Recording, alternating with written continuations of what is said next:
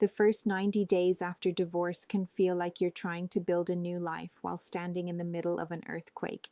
Everything feels uncertain. You're emotionally exhausted. You're making decisions you never imagined you'd have to make. And everyone keeps telling you, give it time. But what do you actually do during that time? Hi, I'm Maggie. Welcome to the Reborn Series, a roadmap for women rebuilding their lives after divorce. Every week, we're taking one more step together because rebuilding doesn't happen overnight. It happens one intentional choice at a time. And today, we're talking about what I believe is one of the most overwhelming stages of all, the first 90 days after divorce. I remember thinking, surely I won't feel like this forever. But every morning I'd wake up with the same heaviness. I'd make a cup of coffee, sit at the kitchen table, and stare into space, not because I didn't know what needed to be done, but because I didn't know where to begin. Everything suddenly felt bigger. Opening my banking app, calling the insurance company, making decisions on my own. Even simple things like grocery shopping or deciding what to cook for dinner felt overwhelming. Have you ever felt that way, like every little decision suddenly carried so much weight? I realized something during those first few months. I wasn't just grieving the end of my marriage.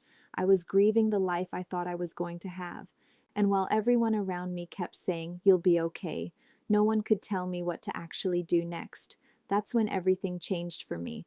I stopped asking, "How do I get my old life back?" And I started asking, "What do I need today to feel safe again?" That question became the foundation of everything I teach. Because before you rebuild your confidence, before you rebuild your finances, before you rebuild your identity, you have to stabilize. That's the first stage of the reborn method.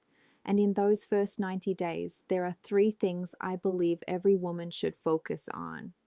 Not because they'll solve everything overnight, but because they'll give you something divorce often takes away: a sense of stability. Let's start with the first one.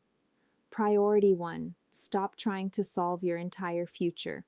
One of the biggest mistakes I made was believing I had to figure out my entire life immediately. Where would I live? Would I ever love again? Could I afford this? What if I made the wrong decision? My mind was racing months ahead while my heart was still trying to process yesterday. Here's what I learned. You don't need to solve the next 5 years. You only need to decide what your next right step is. Ask yourself each morning, what's one thing I can do today that will make tomorrow a little easier? That question changed everything for me. Priority two, create emotional and practical stability. After divorce, your nervous system is carrying an enormous amount of stress. You may not feel safe even if you're physically safe.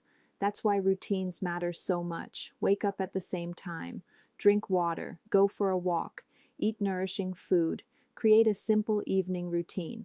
These aren't just healthy habits.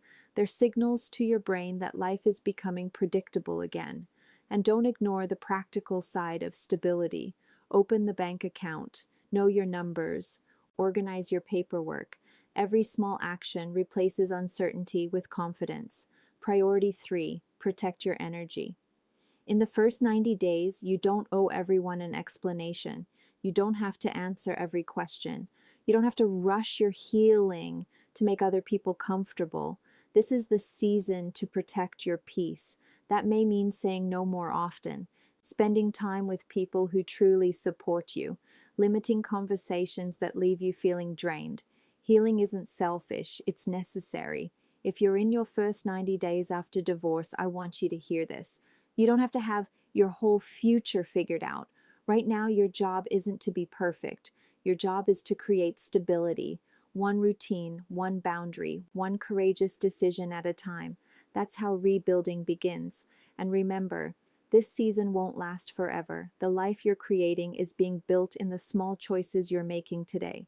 If this video helped you, subscribe and join me every week as we continue through the Reborn series.